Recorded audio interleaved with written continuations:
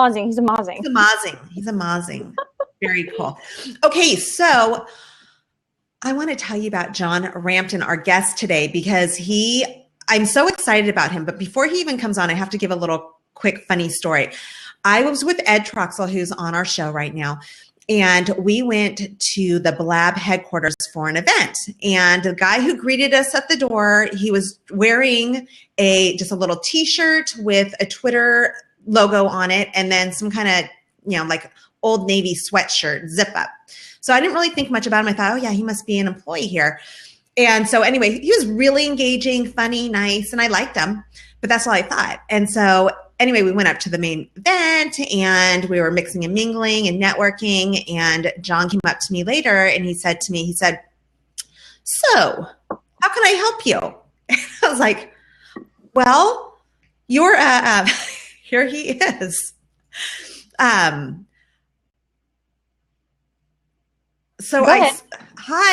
Go ahead with your story. We all are very engaged.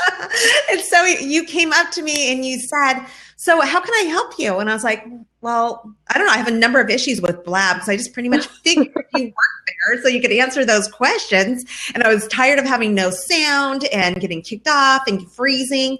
So I had all those kind of questions for you. But then you told me that you didn't work at Blab. So I thought, oh, he must work at Twitter because that's why he has a logo on his shirt. Didn't work at Twitter. And I'm like, well, then who are you? And anyway, I just fell in love with you because I just thought you were funny, you were approachable, and you laughed at my jokes. So it made me like you even more.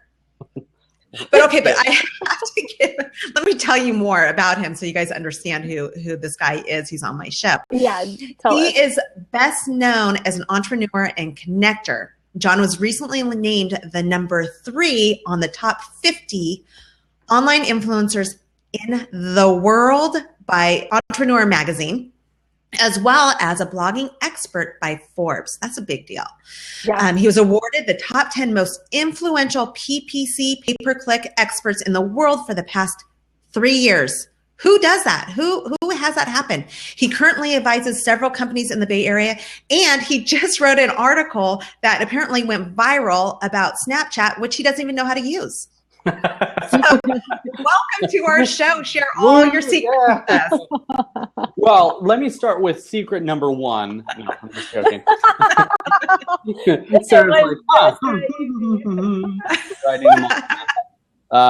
Good times. Hey, thanks everybody. Thanks for being on and watching.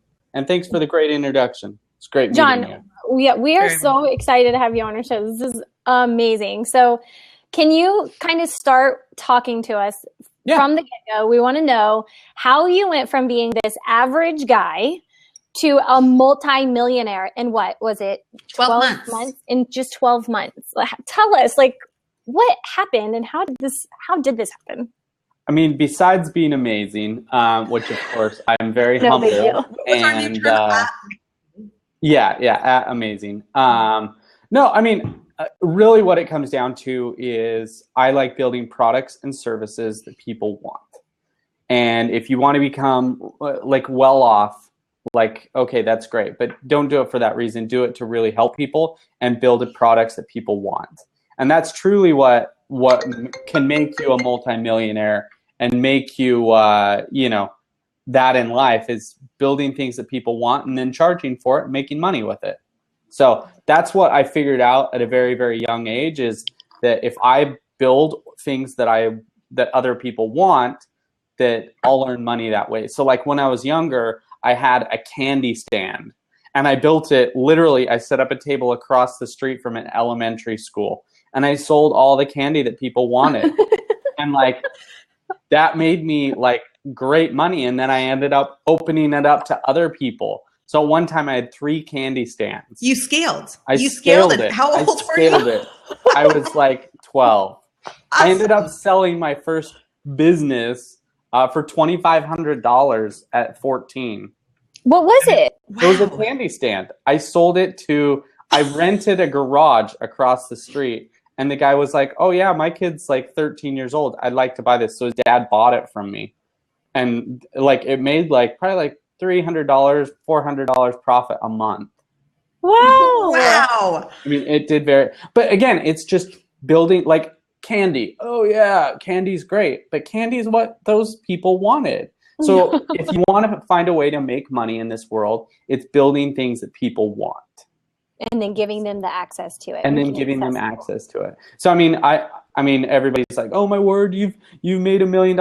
I've made $1 million and lost $1 million several times. Like, that's business life, and that's the world we live in. Is to have success, you're going to have some failure along the way. And that's what a lot of people don't get. Yeah, risk reward. So I have to ask you about that a little bit about the there's certain traits about entrepreneurs, right? That there's just certain people who have it and certain people who don't. And you have to be able to break through that fear part. But what's kind of the mentality there? So you have to, from what you were just saying, you've made $1 million, you've lost $1 million. Obviously, I'm going to guess that you've made more millions than you've lost millions. Correct. But how did you get into that mindset to be able to be like, okay, let's go. I know that we're about to, we're going to lose everything, but you do it again. So tell me about that mindset. I think it's the entrepreneur's journey. You have to be willing to invest in yourself. I mean, it's kind of like going to college. Like, why do people go to college? Why do people, now kids are spending, you can't go to college for under $30,000 and graduate. Like, why do you spend that money? It's the same mentality. You're going to college every single month. And you're spending that money in hopes that in the future, you'll get a job that pays you money. Business owners are doing the exact same thing. It's nothing new. We're just doing it in a different way. We're not going to college. We're investing in hiring someone or building out a product that hopefully someone will purchase in the end. So it's very, very similar mentality, but we just do it in a different way. And some people want this security of knowing that if they build something, they'll get money at the end. Hence, people go to college and do that. I'm going to get a job at the end, and hopefully, statistically, I will get paid more.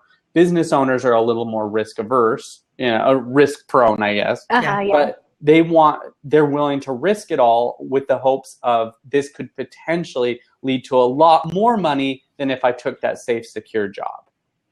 So I guess that was just built inside me over the years. Just I took a risk, and what happens is you'll take a risk and you'll be successful at it, and you'll be like, man, I could really do this.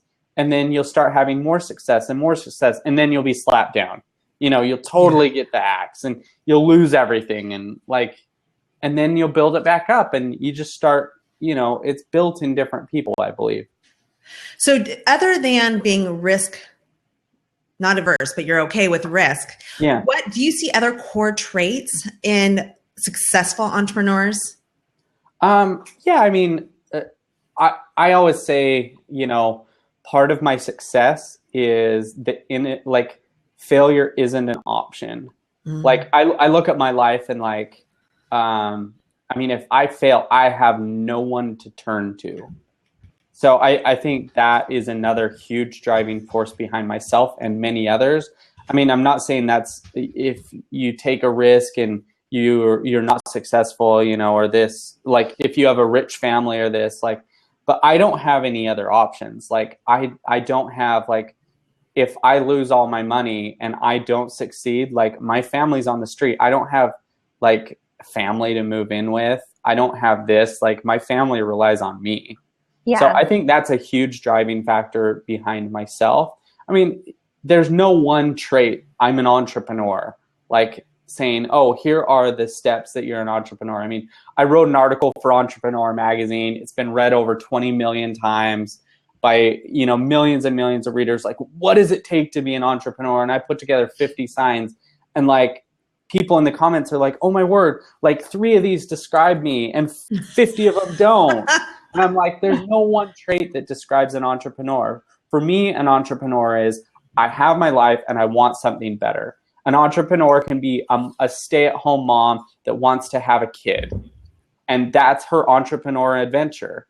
It could be, this dad that just wants to make an extra $20, or, me as a kid, I just wanted to make, some extra money on the side so that I could buy, you know, the cool computer that none of my friends had.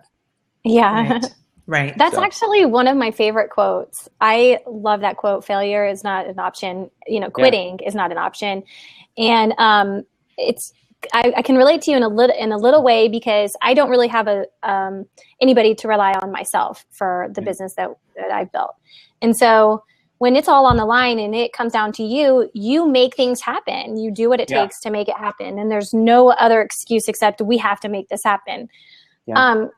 One thing that I have struggled with that I wonder maybe you have too and found a solution for is recently I've come up with a really big need to have a core group of people that can keep pushing me to another level. But I'm not completely surrounded with these people yet. And Blab does connect us to really incredible people. But what has it been like for you to find your core group, your tribe of people that can help push you? I mean, you're kind of at the top of the top. So where do you find your tribe and where do you pull from? Yeah. So going along with that, I always say you are a mix of your 5 best friends. So think of the 5 closest people around you. Who are your 5 best friends? Yeah. You are a mix of those 5. So chop them into a 5th, although we don't want to chop our friends apart. But like you are a mix of those people. So I try and surround myself with those people. And when there's negative or toxic people, I'm the person that just cuts them out. Mm-hmm. And it's really hard to do sometimes. Like, for example, when I went to college, none of my high school friends were really going anywhere or doing anything. I cut all those out, and it was really, really hard to do that.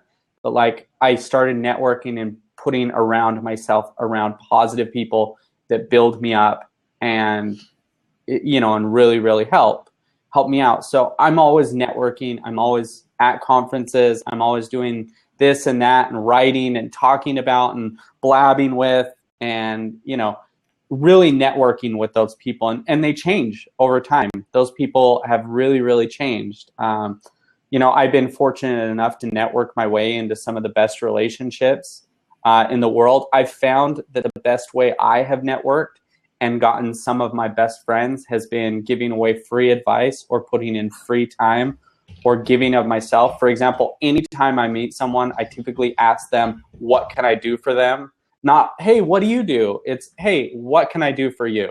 Or how can I help you? Instead of, hey, what do you do? Oh, you work for this company? Oh, I've always wanted to work there. Or I've always wanted to get you guys to pay me. Like, it's how can I help you? And that has gotten me into some of the best relationships in my entire life. For example, it networked, and one of my 5 core best friends is a multi-billionaire. Oh yeah, hey, he's rich. Like, but I had no idea actually until I had known him for a year and a half that he was a multi-billionaire and on the Forbes top 50 richest people in the world. I didn't know that for a year and a half. Because I had been like, I just saw like he had a charity, and I was like, this is a charity I'm kind of passionate about. So I wrote about him, and then I reached out and I'm like, I would love to help. And I went to one of their events and I helped them out. And then he's like, oh, this, and like, and then I just networked. And then later down the road, like, he's like, oh yeah, like, let me introduce you to this person. I was like, who are you? Like, I know like you're Phil, like, but I had no clue. But okay, so do you kind of feel that way about us? Like you networked your way into certain things and you got on our show. Amazing. I know. That's because you guys are headed places. It's people that help other people out and do things like that are making themselves and will, like, you guys are destined to become like multi-millionaires. And if that's what you're going for, but that's not always what people are going for. Like, I don't quantify my life in money. I quantify my life in people and the interactions that I bring with those people and the success of others. Mm-hmm. Don't be down. There's so many people that are like, oh my word, that have like, oh my word, they're successful here and they're successful there. No, like I like people's success. I truly do. And I'm not down on it. Like, I don't look, down on them. So, and I also, one other thing I would say to you guys and all the listeners on here is, wherever you are in your life, don't compare your chapter 1 to their chapter 20, because it makes no sense for you. You're in a completely different part of your life, and you're in a whole different book. So stop comparing yourself to others and really make the best of yourself. Wow. And also, like, yeah, and what you keep saying, like, what can I do for you? Yeah. But some of the biggest things and the reasons why, like, our business is so successful, not this show, but our social media agency, is because we are servants. Anytime our clients need anything, we're like, let us figure that out for you. If there's something we're not providing, we will do everything to connect them to the right person. Yeah. We've become a resource for them. And servants, if you're doing things out of a servant's heart and with the right intentions, you're always going to win. It just happens. It's a natural thing. It's karma or whatever it is in the world, but it comes to you and makes you successful. Yeah. Kind of going along with that. And like, I wouldn't say my advice to people too, if they want to become like very well known, is to become an expert at something. Mm-hmm. And really, really strive and then help other people out with that. For example, like AdWords. AdWords, I'm a master at. There are very few people in the world that are better at AdWords than me, which is totally weird because nobody knows what AdWords is. But I do. It makes Google billions of dollars. Yeah. And like there are a total of like 5,000 people in the world that are actually certified by Google to do that, and like only a handful of those are actually really good. So I offer that free advice to like tons of people, and I would say I spend an hour just giving free advice on that every single day. But like become a true expert at something, whatever it is. If it's people, relationships, networking, law, cell phones, Snapchat, Twitter, or if it's like I'm really good friends and like do a lot in grief and healing and stuff like that. Become the best at that, and it helps you also network to much higher levels. Wow, that's such a good point, because when you specialize in one main area, just like, Sarah, you were telling John earlier that you could help him with Snapchat, it's huge value because we can't be great at everything. We can try, but we aren't. And that's just the way it is. But John, how do you go? I've had a 6-figure business for forever, but breaking through to the 7-figure is a much different story. Do you have some tips for that? How, what can we do to break through to that? So for me, breaking through from 6 figures to 7 figures is all about cutting out inefficiencies. And cutting out what makes you money and scaling that. For example, me and my businesses, typically what makes me money takes an hour of my day, and the rest is all inefficiencies. So I make almost all my entire living in 1 hour a day. And all the rest is just doing blabs and stuff like that. Not saying to stop doing that, but cut out inefficiencies that aren't helping you get towards your true goals. If money's your true goal, you got to cut that out, because there's no way to scale. Like, again, I love blab. Right. I love this, but if this isn't making you money, you have to cut it out. Mm-hmm. And if that's not your ultimate goal, like, that's why I really think people need to look deep inside themselves and figure out what is their true goal in life. Because if money's your true goal, make that. Like, I mean, you can't serve like 5 masters. You can have, there was a great article on Inc. the other day. You can choose 3, money, family, time, this, or something else. And it's like, choose 3, because that's all you can do and all you can have. And all of them are like core values where I'm like, dude, I can't cut one of those out. Yeah. and I always have, like, in my house, I actually have a little board that has like it has family at the very top, religion, money, time, and that, like, in an order. And I physically change those. And I say, what is most important to me at that time in my life? And like, I do it so everybody can see it.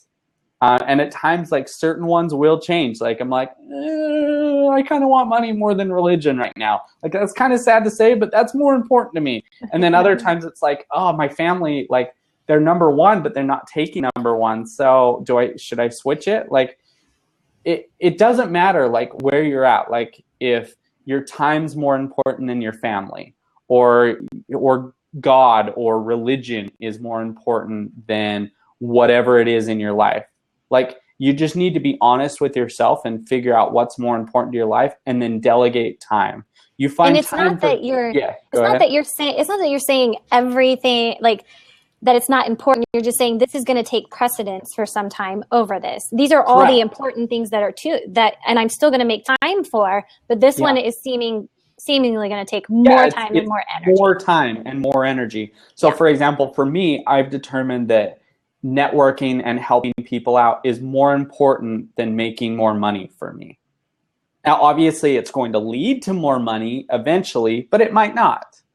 But I know that like every single day in that hour of time, I make a certain amount of money. And if I double that, I'll make double my money. And then double that, I'll start making more and more and more money. And then you get into delegation and stuff like that and scaling your business. But you have to decide what's more important to you. If your time's more important to you and that helps you make more money, hire someone. If, helping people and doing stuff is taking up 2 to 3 hours of your time, yet in that time you can make more money, you might have to cut out some of that. Just have to really decide inside you what's most important. And that will help you to scale your business. And for example, I figured that out a long time ago, that certain things like my friends, like certain friendships were not worth my time. So I ended up having to cut those friendships. It's not that I didn't care about them or want, it just took a lower priority to money at that time in my life. So even like dating, like I'm married now, I'm happy, I'm having a kid here today. Any minute. Congratulations. Any second. any day now. But, there was a point in my life where I was like, finding that person, like, I don't have time for it. Like, one, that costs me money and it cost me time. So I went on like a 2-year hiatus from dating or even going out. And I was just like, money's much more important to me. And I want it a lot more than I do dating. So that's what I focus all my time and my energy on. And it made me a lot more money. But then I found that when I got family, I wasn't making quite as much money.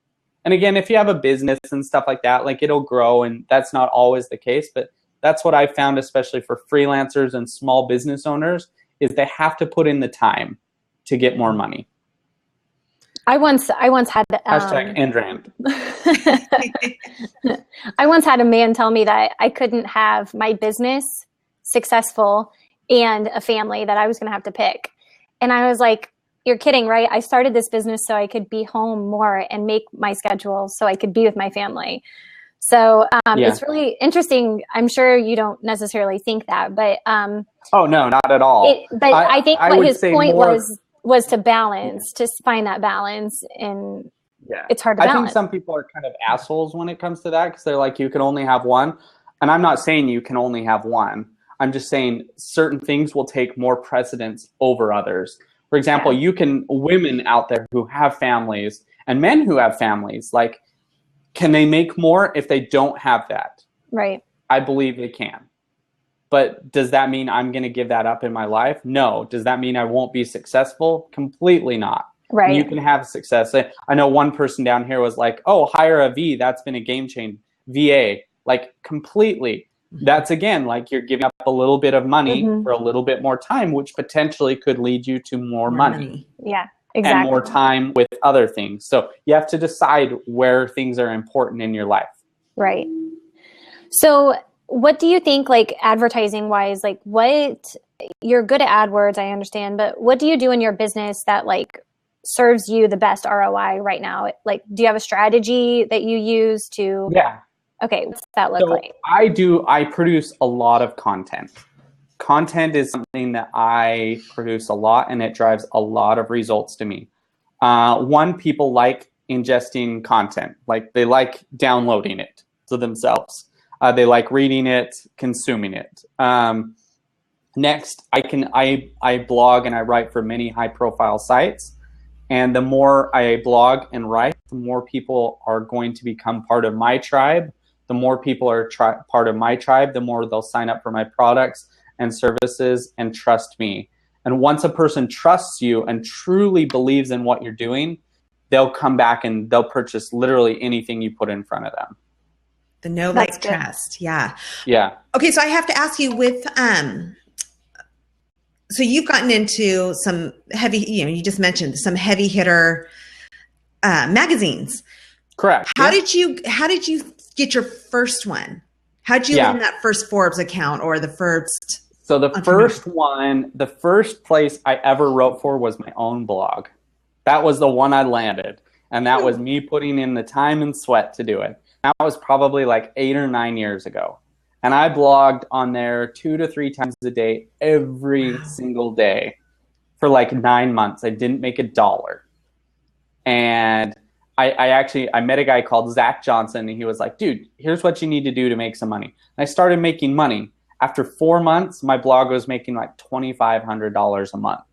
And I was like, oh my word, like I could hire a ghostwriter at this time. They could take off some of that thing. And again, that was taking a lot of my time, and I spent some money, which gave me more time, a little less money, but it helped me to scale it a little bit more. So then I went and I was like, I can only scale this so much and so far. Like my own personal blog, like it's going to take me forever. So then I was like, I could leverage other people's audience. And if I write a piece for them, potentially it will drive back a lot of people to my thing. That's just an easier route to go for me. So I went to a site called, it was actually Zach's site, Blogging Tips. And I wrote for them for a little bit, for like a month. And then I was like, oh my word, this is working well. It's driving back hundreds of customers. So I went to a site called Search Engine Journal, and I wrote for them, and then a competitor of them. And I started just working my way up and kind of going to publications. Like when I was at Search Engine Watch, I then went to Huffington Post, and I'm like, I'm an expert at this subject. I write about it. I have a following over here. Can I write for you guys? And one of the editors is like, prove it. So I wrote an article, and I had my mom click on it 1,000 times. Yeah. And every person I know talked to and got it. And then like all of a sudden they're like, oh, okay, you can start contributing, all the time. So I was like, sweet. So then I just started working my way up and bouncing from one to the other. And I still kept up the others. I still write on Huffington Post. I still write on this. I still write on that. But those things, I've just worked my way up. And, for example, now I'm writing for, Mashable, TechCrunch, Forbes, Inc., Entrepreneur. But I worked my way up and kind of game played other people being like, hey, I write for your competitor and I have a very strong following. I'd love to write for you.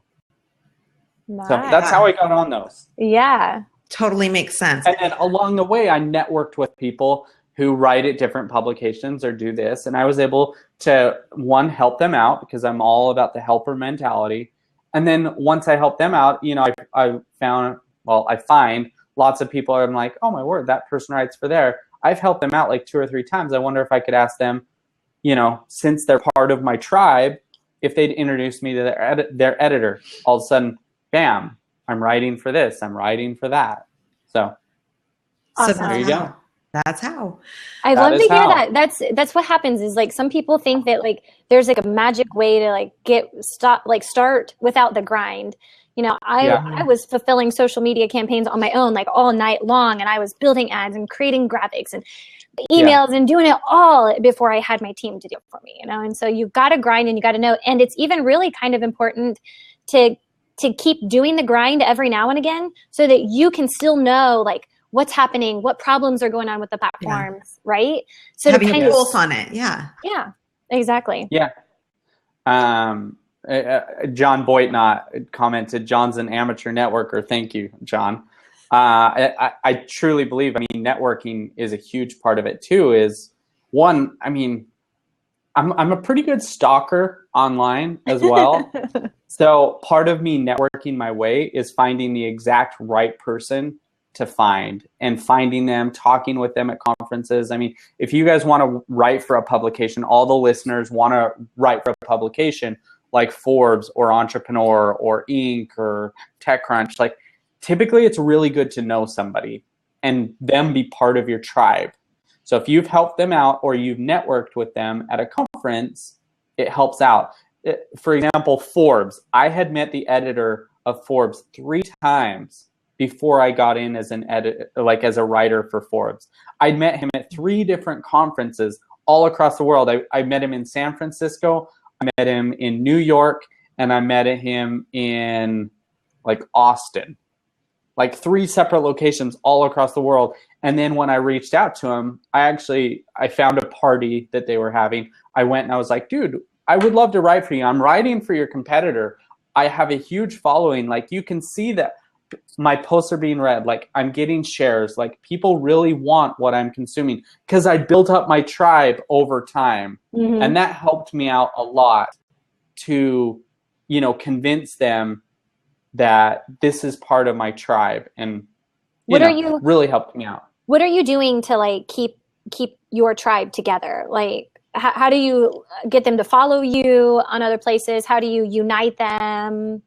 Yeah, I mean, I would say one of the ways that I unite them is I write for them and I write articles. People ask me all the time questions. For example, I have my own website, johnrampton.com, where I have probably 10 questions like submitted to me every single day. Like, I'd love to hear your thoughts on this. I'd love to hear, this and that. And, on Twitter, countless people, ask me for my advice on things.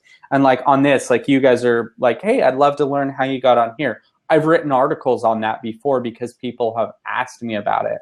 And that's like ways I connect with them. I try and, participate. I try and, put out tweets, put out Facebook, put out, not really Snapchats. I need to be better at that. Mm-hmm. But, put out all these different forms of media and posts that they can consume.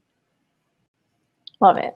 So how do you do all this writing? I just have to ask because I have been blogging and doing all these things, but it takes me forever to write a good blog. To scale it, I guess. Yeah. Yeah. So So part of it, I do have an internal writing team that's part of my team that ghostwrites for me. Okay. I have 2 people specifically that know my voice. One of them is a family member that writes for me and knows my entire voice, knows my life, knows everything about me. So I will be like, hey, I want an article on this topic, and they help me to write it. I also voice dictate a lot of articles. So when I'm driving somewhere or when I'm walking to the office, I'll just sit and talk out, and then I'll send that to one of my writers. Those are some of the ways that I've scaled. And then when I get the articles, I go in there and make sure that it's my voice. Actually, I have a copy editor as well that knows my entire story. I mean, I have like 4 or 5 people on my team that core know everything about me. I mean, one of them spent like 2 weeks, lived in my basement. Like, we hung out, like just asked me stories and like got to know me very, very well. Again, the other is a family member. And they help me out a lot in telling my stories. They know my successes and they know my failures. And then I add all those into it. So that helps me to be able to scale. Yes. Okay. So we're going to get into there's an audience question here that I want to get to. But before we do, I have one final question I've been wanting to ask you is, were there, or what were they, what mindset changes or actions have you implemented that have taken you to higher levels? Because there's a mentality involved when you're growing as a leader. What kind of mindset changes were critical for you to get to the next level? Okay, so mindset changes that took me to the next level. Okay, there are a couple of them and a couple key things. I don't know if this was a mindset, but it was a preparedness thing that allows me to take chances and be the person that I am. So I recommend every single person watching this and listening build up a nest egg of cash. And this is, I don't really talk a ton about this, but I have a year's worth of cash where if all shit were to hit the fan and I be unemployed or hit by a bus, that I have a year's worth of money in cash sitting in my bank account. Not unused. That means I can pay the house payment, I can pay all the car payments. I can pay, and this is for everybody, you know, I can pay all the credit cards. I can pay off this person, pay off that person, pay off student debt, pay off everything. I have a year's worth of that sitting in my bank account. And that helps me to not worry about money. I have not, when I go to the gas station, I never check the price. When I go to the grocery store, I never look at the price of anything. I get what I want and what I need. Because I don't have that worry in my life. And I feel so many people are consumed by money and the lack thereof, that it dictates decisions and makes them make decisions based on what's going on in their life. So that would be the first thing, is pay off all your debt, all the bad debt. A house is not bad debt, and a car potentially is not bad debt. Pay off everything that is a credit card. Student loan, I would say, is not bad debt. It's good debt, but it's still pay off all those things. But have a year's worth of nest egg, at least 6 months. I had a financial advisor come and be like, hey, if you pay off, if you have 6 months worth of thing, every month is 1 times better your marriage will be, or your life will be. So 12 months is your marriage will be 12 times better, and your life will be 12 times better. And I find that very, very true, because I can make decisions not based on impulse and money and worry. And so many people are living month to month. Sorry, go ahead. That is just really, I have never thought of it that way, but that's like the peace of mind that you have. Yeah. Contributes to your happiness, and having more and more months of like knowing that it's going to be okay creates that peace of mind. That is a mindset change, I think. I definitely think. Correct. Yeah. So that would be my first step, is have that, because that in my life is my huge, that allows me to run and jump off a cliff and figure out a way to build a parachute on the way down, because I know that my family's taken care of and I have the bills to pay, and I never dip into that. That's another thing, is my wife controls all that money. I can't touch it. We don't have joint bank accounts, although we probably should, but she keeps all that money because she knows that I would just jump off a cliff and run with that money and invest it in my startup. Yeah. I can't touch that money. Awesome. And again, I have that to fall back on. Next is investing in yourself and others around you. So you are your 5 best friends. I invest a lot in my 5 best friends. I invest in time. Every single one of my friends, when they're around, I try and see them. I try and interact with them on Skype, like all the time, Slack. I try and be part of their lives, know what's going on. And that helps me to become a better friend and to scale my business better. And then again, start investing in your business. If you need more time, hire someone, either at a virtual assistant. You pay for what you get, but start investing in your business. But again, you have that year's worth of cash, so you can truly be like, oh, so my expenses every single month are $2,000, and I make $4,500 a month. So that means I have $2,500 that I can hire somebody for. That'll help me to free up 4 or 5 hours of my day. What could I do in that time? Right. Awesome. I love that. Okay, so we have a question here. I'm going to put it up. My education room says, where would you suggest learning specific tactics to follow through on online marketing strategies to achieve that level of success? Networking and AdWords.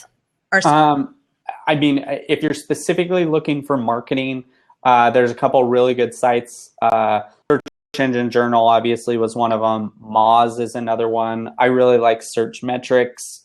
They're another one. Search Engine Land. Those are specifically marketing sites where they have tactics and experts who write for them, where you can learn really, really good marketing tactics. So those are some of the best sites that I have seen out there. Awesome. If you guys have any more questions, you can put them in the comments with a /Q. And so, okay, so there's no more questions in the queue here. But I think that's all the questions we have time for. Ed does want to know, how about email marketing? Where would you go to learn about email marketing? Email marketing, I go to some of the email marketing different companies. Qualtrics is a really good company. MailChimp is another one. SendGrid is another one. Those 3 companies. And then again, you can find a lot about them on search engine land. I've seen lots of really good tips on marketing tips. And also pay attention to some of these gurus that have these ebooks. Although I wouldn't buy the ebook, pay attention to what they do in their email marketing. Go sign up for one of their ebooks, and you'll see how true email marketers are really good at it. Yeah. And it's borderline spam, but they're really good at it. Yeah, that NLP writing, and it's a science. It's crazy. Horrible, but it's so good. It's so good, and it gets me every time. Hate it. Okay, but John, do you know what time it is? Dun, dun, dun. Dun, dun, dun. It is, and you may not know about this part of our show, but it's the most important. It is. Okay. It's time for the truth or truth game. Okay. Have you seen this before? Do you know about it? I do not. Let's do it. Okay. So how this works is we're going to, because I'm a relationship coach, so these kind of things are really important to me. So we're going to ask you a series of questions to find out more about your personal life. Lay it on me. And you have to answer them all very honestly. There's no passes. Okay, so you ready? Okay, so the first question, and you have to pretend like you're single again. And I'm just kidding. You don't. Not for this one. Okay, so tell us who you think. I'm going to give you choices. Who is the hottest celebrity of all time? Hottest? Wait, I'm going to give you choices. Okay. Scarlett Johansson, Beyonce, Jennifer Aniston, or RuPaul? Jennifer Aniston. By far. She has won, I think, the last 3 weeks, hasn't she? So hot. Yeah. She is. So hot. She's I've already told my wife, she would be my one pass. Oh, man. Everyone has that one pass. Okay, number 2. What's a woman's first impression when they first meet you? A, that you're brilliant. 2, that you're hot, you're almost on fuego. C, you're the life of the party. And D, he looks like a guy who will buy me a drink. Can I add an E? Sure. He's an asshole. Yeah, so is it that one? What is it? Yeah, I would say I come off as total, because I like playing around with people when I meet them. So either people think I'm hilarious or I'm a complete asshole. I didn't get the usually asshole one of the from you. two. It's like, oh, hey, this guy's pretty funny, because usually I love to joke around. So it's either asshole or really funny. Midori, what was your first impression? I thought you were funny. I thought you were not going to let us in unless we had the right password to get in the door. And apparently we just miraculously came up with it, which was get naked. And we were let in. Yeah. It was awesome. That gets you in most doors. Let's be honest. It works for me. Getting naked gets you in. To all the listeners, it gets you in a lot of doors. That's probably the most important tip that you've learned today. Okay, so speaking of getting naked, what's most important? Number 1, sexual chemistry. Okay. 2, spending quality time together, or your cooking ability? Her cooking ability. Her cooking. 2. Spending quality time together. Yep. Yeah, I agree with that. Okay, so what piques your interest most in women? Okay. Their figure, their facial attractiveness, or their stunning personality? First, figure, definitely. Okay, really? Okay. Yeah. I guess that's what you notice. Okay. Well, that's a guy in general. They're going to notice that up front. And then the personality will come in. But like, that's number 1. Okay. We notice. All right, Sarah, you're out. We won't even approach you if we don't think, the other. So. Midori, I don't know if I see your, I missed one. Okay. All right. So here it is. Here's the last one. Okay. What does your wife think is your best asset? Your humor, your amazing physique, your intellect is on par with Einstein, or your bedroom performance? That one's a tough. Definitely my humor. Okay. I mean, bedroom performance. It's a close second. Very, very close second, but definitely humor. I mean, like sex in a relationship will only get you so far. Like you have to have that chemistry between you guys. So, I mean, again, like sex is great and it's wonderful, but like if that's all there is, a lot of girlfriends in the past. Didn't have the other more than 6 months. Yeah. Yeah. Correct. By the way, get it. First wife. I mean, yeah. True story. I've been single for like 3 years. I'm not even kidding. So it's like, yeah, I know the pain. Yeah. Okay, here we go. There's this thing called we just started it kind of recently, but it's popcorn questions, and it allows us to just kind of learn a little bit more about you without so much the strict interview setting. So we are not going to stick to it. We're gonna go through it, but if you guys still have questions, we'll still let John answer them. So make sure you're putting your questions in the chat box. Okay. All right. Are you ready, Midori? Yes. I'm ready. Are you ready, John? Popcorn, they're going off. Okay, here we go. What is your favorite app and why? Oh. My favorite app and why. I'm opening my phone. I know. I love Adobe Post. That's my latest favorite one, and it allows me to create stunning photography for free. Ooh, fun. I'm going to type that in. Adobe Post? Yeah, that's my latest one. I mean, it's not my overall, that's my latest favorite one. It changes. Okay, what about you, Sarah? Besides the Blab app. Yes, yes. Shout out. I am so in love with Snapchat. It's my favorite app. Huh? Okay. I use it all the time. It's the first thing I check in the morning. When I was actually checking my Snapchat for the caucus poll updates. I'm not kidding. Oh, whoa. Yeah, because they have live updates for the caucus poll. So you like just take a picture of yourself and you like scroll over to the filter and you get to see the updates live. That was a big deal in Ohio. It was a huge deal. It was such a big deal. Yeah. You know, you guys, I'm so boring, but I love Google Docs. Is that an app? Is that considered an app? No. Nobody. What? It's not? Sure. Yes, I think it is. I don't have it, and I use Google Docs, so maybe I should download it. I use it all the time. It's on my phone, and I use it all the time because I use it my kids told me about it. See, I have it. No, because I can be anywhere. I can pull up whatever blog I am struggling on and or things that I need to share with other people. I can be in my house. I can be in my office. I can be on my phone. I love it. Yeah, Google Drive. I have Google Drive, which basically has everything, right? Yeah, so I have that within my, yeah. All right. Okay, what's the next popcorn question? What is something in your life that has made a profound difference and why? Ooh, it's good. A profound difference. Getting married was a profound difference. I all of a sudden had a extreme focus. Yeah. There you go.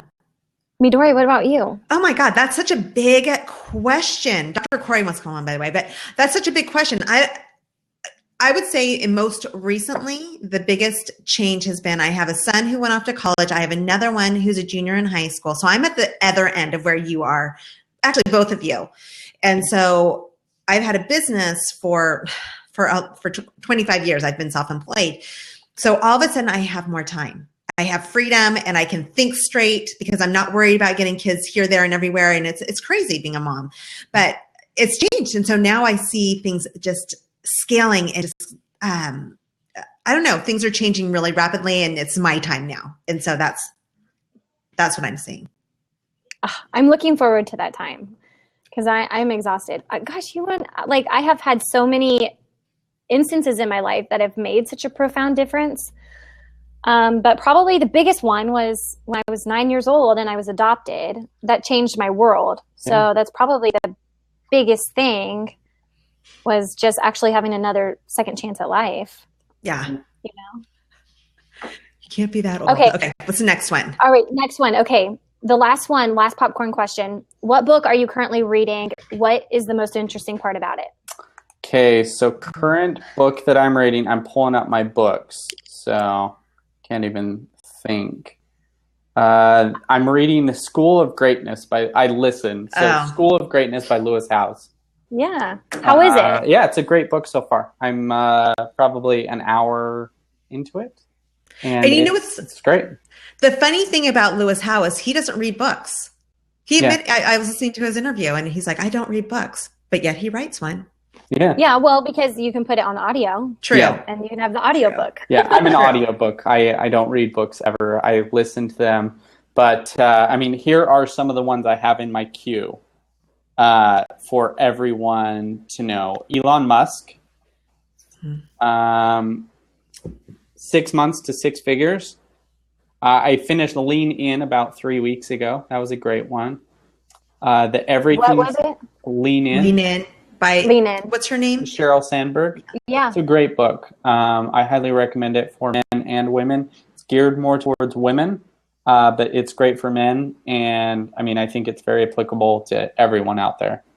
Yeah, those are my thing. I also just read Tony Robbins' Money Makeover, or Money in the Game, whatever it's called. His money one. It's great as well. It was. Okay, good. But yeah, Lewis Howes right now, it's a great book. He talks about very energetic people and highly successful people and some of the things that make them tick. And it's a very, very good book. Yeah. I'm reading a bunch of different books, and I always forget what books they are because I don't even look at it. I pick it up, and it's what I feel like reading at that point. So I'm always reading about 5 different books at the same time. But since you brought up Tony Robbins, I want to bring him up really quick. My husband just got back from Florida. He went to his Tony Robbins event. Yeah, how was it? It was I think overwhelming for my husband because is he in here? No. I can say but he has not gone through all the self-development and all those changes. He's been so busy being so busy in our various businesses that we have that he's one of those who's very hands-on. And so going to Tony Robbins' event opened up his eyes to different things because it can't come from me. I've tried it a million times, right? And so that was my point, is that being a relationship person, you have to get creative with how you get messages across sometimes. So if you have to buy him a really expensive ticket to go somewhere that's going to be really expensive, sometimes it's very worth it. Yeah. So that's my message. But you guys know about his fire walk that he does? Yeah. He did. So my husband didn't do it because his neck was hurting. He had to go. It was his day. Tony Robbins, his events are super long, but the next day people were coming in with blisters. So just FYI, that's all. That's all. Oh my gosh. Okay. So the book I'm reading on my phone, I have another book I'm reading, like 3 other books, but I'm like you, Midori. I read a lot of different books at one time. This is Year of Yes by Shonda Rhimes. And she is the one that was on the TV show. She created Grey's Anatomy, How to Get Away with Murder, executive producer of that. So Shonda Rhimes. Yeah, so she was talking about how she would always say no and never go to any of these like events and parties and nothing. And then all of a sudden, like she realized like her sister was telling her, you never say yes. Like, I know you're not going to go. You don't say yes. And she's like, I don't say yes. And she finally realized, like, I'm just going to say yes to everything. And so this is her book about a year of yes. Yeah. It's really good so far. So I really enjoy it. It's a little less self-help than I like, but it's more creative and fun and storytelling. So it's easy to read. It's nice to have those. It's nice to have those mental breaks sometimes. Yes. We are running over on time by 4 minutes. I am so sorry. So, John, can you please tell us where our fans can connect with you after the show? Tell us about the products and services that you're promoting and how you might be able to help our audience. Yeah, I'm just at Blab, at John Rampton, / John Rampton on Twitter, Facebook, johnrampton.com. I kind of brand myself all around John Rampton. You guys can connect with me there. I'd love to answer any questions or help you guys out. You know, if you guys are struggling with something in your life or need a little bit of advice, you know, I have 15 minutes, so I'm more than willing to help you guys out. Yeah, that's where you guys can find me. That is so kind. Thank you so much for offering that. Appreciate it. Giving, you have such a giving heart. So it's been amazing having you on our show. Next week, guests, we have Chelsea I don't know. I'm so glad you're saying it. Chelsea Kogelmeyer. Something like that. So she has a company that you buy a bike and you actually give a bike to someone in need, right? It's very cool. She's 26 years old. She graduated from Duke. She has bikesoro.com and she has just killed it. But she has based her business after Tom's shoes.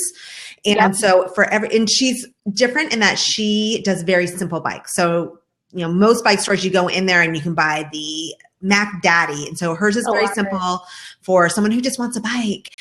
And so it's a very simplified, good business model. But for every bike that she sells, she does help someone. She was in Uganda at a refugee camp, and that's where she got the inspiration. And so she saw a need, she saw how a bike could solve a lot of problems for people.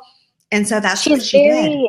She's very inspirational, and that's what I'm looking forward to most next week is kind of that inspirational feel of inspire me a little bit, make my business, get me thinking a little different about how we can make things more inspirational for everyone.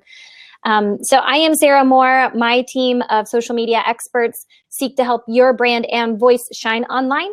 My Vibrant team has creative ideas that help build a solid foundation for your business to grow from. You can get started today at cmedia.net, spelled S-E-A. Midori? S-E-A. So I invite you to check out my website for relationship tips and ideas and fresh ideas to keep your relationship exciting and create a thriving relationship. So you can find that at midoriverity.com. And remember that if you are looking for more, give more. All right, you guys.